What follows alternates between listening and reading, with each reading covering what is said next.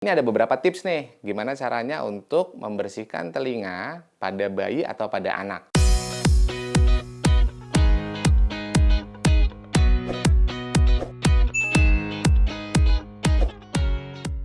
Hai, Dokter Danu balik lagi nih di Hi Doc Ina Health. Masalah kesehatan telinga memang sangat penting untuk kita ketahui ya. Pantas saja nih, banyak yang nanya dan request loh tema ini di akun medsosnya Ina Health. Kali ini ada request tema tentang bagaimana cara membersihkan kotoran telinga dengan benar. Ayo, ada yang tahu nggak? Bagi yang belum tahu, tenang saja. Kali ini kita akan bahas nih di Hi Doc. Yuk! Oke, kita sekarang masuk ke pertanyaan pertama ya. Ini ada pertanyaan yang bagus nih. Hai dok, anak saya umur 6 tahun dan kemarin mengeluh telinganya sangat sakit sekali. Cuma dikorek pakai jari saja. Kemungkinan sih karena tumpukan kotoran pada telinganya. Itu bahaya nggak ya dok ya? Jika tidak segera ditangani. Oke, organ tubuh anak yang tidak luput dari paparan virus dan bakteri itu adalah telinga. Kenapa? Karena dia adalah organ bagian luar ya. Sebab anak-anak belum sepenuhnya mengerti akan pentingnya kebersihan tubuh dan bagaimana cara untuk membersihkan telinga dengan benar. Nah, hal seperti ini itu tidak bisa dibiarkan terjadi begitu saja dan apalagi berkelanjutan karena telinga itu sangat penting kebersihannya. Terdapat beberapa kelenjar keringat di dalam telinga anak yang secara konsisten akan mengeluarkan cairan atau kotoran telinga. Tugas dari cairan itu adalah dia sebagai pelumas dan juga untuk menghalangi masuknya partikel-partikel kecil dari benda asing yang berada di luar tubuh untuk masuk ke dalam telinga. Sehingga telinga bagian tengah dan bagian dalam dia dapat terlindungi.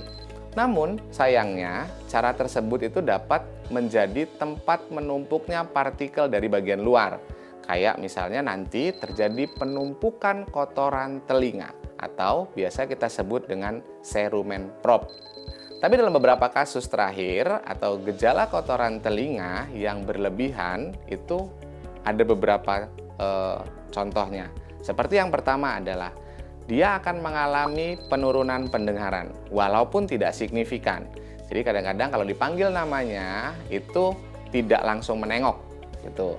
Lalu yang kedua, dia akan mengalami ada suara berdenging di dalam telinganya. Terus ada juga sensasi penuh di saluran telinga. Mah, Pah, kok telingaku jadi nggak enak ya?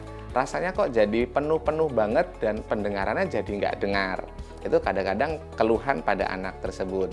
Terus juga ada rasa gatal di dalam telinganya. Ada rasa nyeri kadang-kadang apabila memang kotoran telinganya itu sudah sangat besar. Lalu di dalam telinga tersebut itu terjadi keluarnya kotoran telinga atau cairan kotoran telinga yang bau dan tidak sedap rasanya. Kadang-kadang kalau terjadi kemasukan air lalu kotoran telinganya jadi menumpuk, itu akan membuat bau yang tidak sedap. Ada rasa pusing dan juga batuk kadang-kadang. Nah, kalau sudah terjadi keluhan-keluhan ini lebih baik dibawa ke dokter saja. Ingat, jangan dikorek sendiri karena itu akan membuat bahaya pada telinga anak Anda. Kita masuk ke pertanyaan kedua nih. Hai dok, mana sih yang lebih aman membersihkan kotoran telinga dengan menggunakan cotton bud atau dengan menggunakan obat tetes saja? Kalau untuk bayi bagaimana ya? Nah, dahulu atau kemarin itu kita sudah pernah bahas bahwasannya dengan menggunakan cotton bud itu tidak baik. Tapi ini ada beberapa tips nih, gimana caranya untuk membersihkan telinga pada bayi atau pada anak. Yang pertama, membersihkan kotoran telinga anak tidak boleh sembarangan. Harus dilihat benar-benar ya. Jadi bagaimana daun telinganya, bagaimana liang telinganya itu benar-benar harus diperhatikan. Beberapa hal yang perlu kita perhatikan antara lain, yang pertama, tidak boleh dilakukan secara paksa.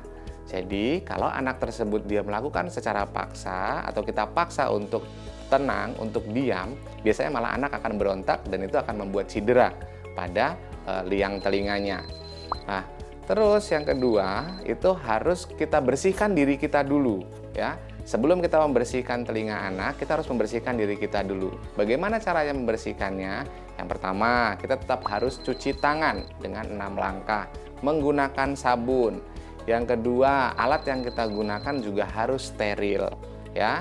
Jadi bersih sekali, bisa dengan menggunakan kapas alkohol dibersihkan atau dibersihkan dengan air mengalir dengan sabun. Yang ketiga, ruangan juga harus bersih.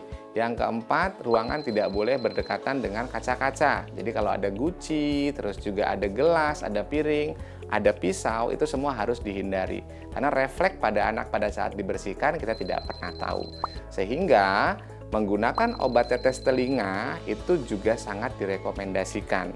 Tapi kita harus melihat dulu kotorannya padat atau tidak. Kalau misalnya kotorannya hanya bagian kuning di bagian luar, tidak usah dilakukan pembersihan secara masif atau pembersihan secara keras, dan juga tidak usah diberikan obat tetes telinga. Untuk pada bayi bagaimana? Untuk pada bayi lebih baik dibersihkan di area luarnya saja, hanya di bagian daun telinga. Untuk masuk ke dalam liang telinga itu harus membutuhkan skill yang khusus, sehingga tidak boleh kita lakukan pembersihan liang telinga secara mandiri di rumah. Oke, kita masuk ke pertanyaan ketiga nih.